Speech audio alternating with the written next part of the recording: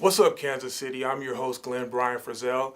Today we are filming in the historic Lincoln Building in the 18th and Vine Jazz District, home of Cascade Media Group. Today's special guest is seeking your vote in the August 5th primary elections. He is running for District 2 in Jackson County Legislator. Please give a warm welcome to Attorney Alfred Jordan. Good morning. Thank you for joining us here, Mr. Jordan. Can you tell us what motivated you to file on March 5th, 2014 for this Jackson County position? The reason I filed is that I want to serve the people of the 2nd District. So that's the only reason that I want to serve. I'm a member of this community. I believe in the community. And so the reason for me filing is service. I have a history of service. And so that's the main reason, the only reason. Have a history of service, very well. Now your challengers are Mr. Sterling Brown and Mr. Zachary Burke Stresser. What sets you apart from the other candidates? I think what sets me apart is, one, that history of service that I just talked about. Also, I believe that I have the energy and the skills and the passion to do a great job on the Jackson County Legislature. I have a background in accounting, law, and business, and so being able to look at budgets, being able to problem solve, being able to build relationship with the other folks on the legislature will not be something that's new to me, and it's something that I can get done. You have a background. I understand you graduated from the University of Missouri-Columbia with a BS and from the University of Missouri-Kansas City with an MBA and a JD. You attended Kansas City, Missouri schools until 8th grade and graduated from Hickman Mills High School, which is in my area, neck of the woods. I graduated from Ruskin. Can you tell us a little bit more about your background, your childhood, if you grew up here? Let us know a little bit about your professional history. Sure. Just like you said, like I said, I'm a member of this community. I grew up right off of 71st and Olive until the 8th grade when my family decided to move out south to the Hickman Mills area. Graduated from Hickman Mills and went down to MU for 5 years. What did your parents do? You mind me asking? My parents actually have a union background. My mom worked and retired from General Motors. Still a member of the local UAW. My dad worked for Owens Corning Fiberglass, and he was a member of the local Teamsters. So come from a union background. I'm a product of that. Believe in what they're doing. And you migrated to the Hickman Mills Ruskin Heights area? Right. So we lived actually about 3 blocks from where the 2nd District ends on 87th Street now.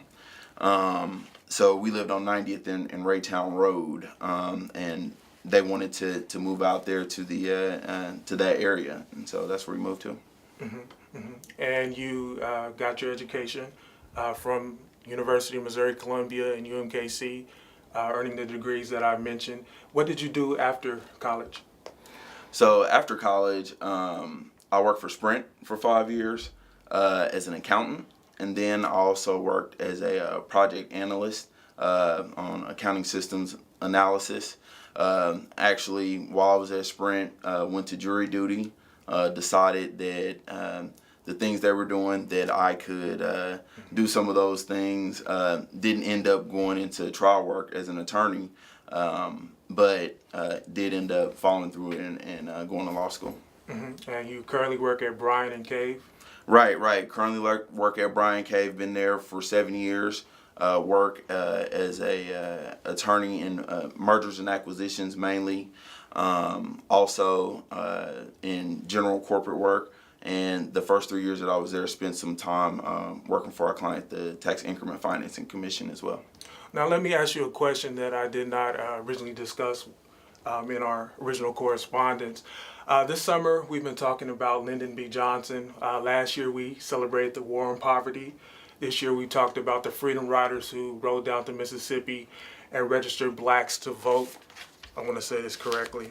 African Americans as a community group are worse off today, statistics say, in spite of the civil rights activism that the generations prior to us initiated. Why should we continue going to the polls to vote, Mr. Jordan, when the belief that our elected officials will help those who truly need help hasn't been effectively communicated in some instances? Right. Well, I've done some with one of my buddies, went to a high school and talked to kids about why they should vote. Went to Lincoln High School, talked to kids about why they should, young people, why they should vote in federal elections, which, everybody gets up and votes for the president, especially with President Barack Obama being elected. But, state and local elections and school board elections are just as important as any other election, or even more important because of things that are going on in your neighborhood. Yeah. And so those elections are critically important, and I think people need to know. I've done voter registration before. People need to know that those elections are critically important. Critically important to expressing the community's needs. Are we placing our trust in elected officials who will truly serve us? Which leads to my next question. Why should voters vote for you? Right. The voters should vote for me. Going back to what I said, I'm a member of this community. I grew up right off 71st and Olive. Moved out south and spent time out south. Lived out south for 13 years, but I'm right back on 68th and Purcell now. So I'm a member of this community. I know what's going on in this community. And like I said before, I have the energy, the skills, and the passion to represent the people in the people of the second district well.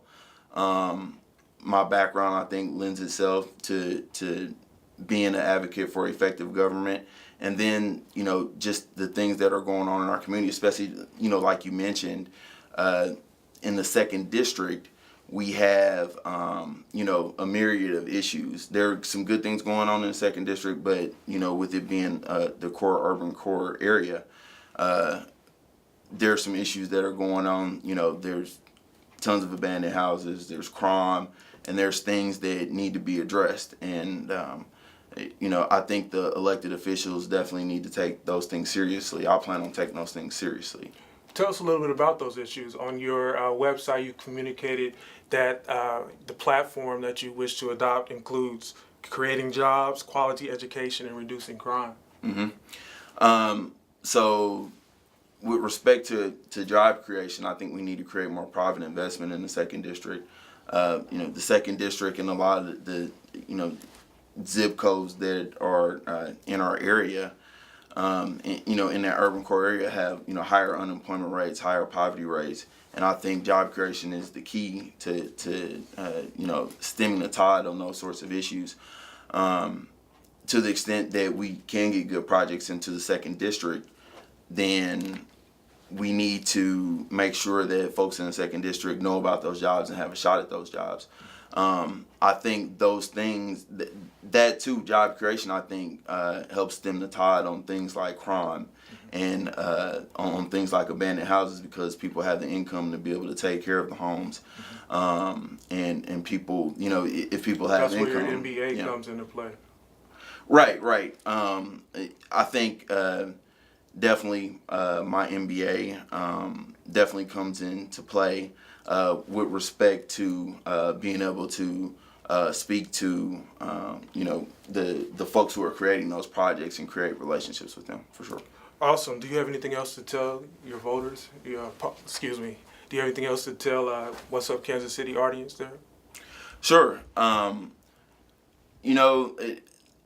just have to reiterate, the reason that I'm running is to be an elected official, not a politician.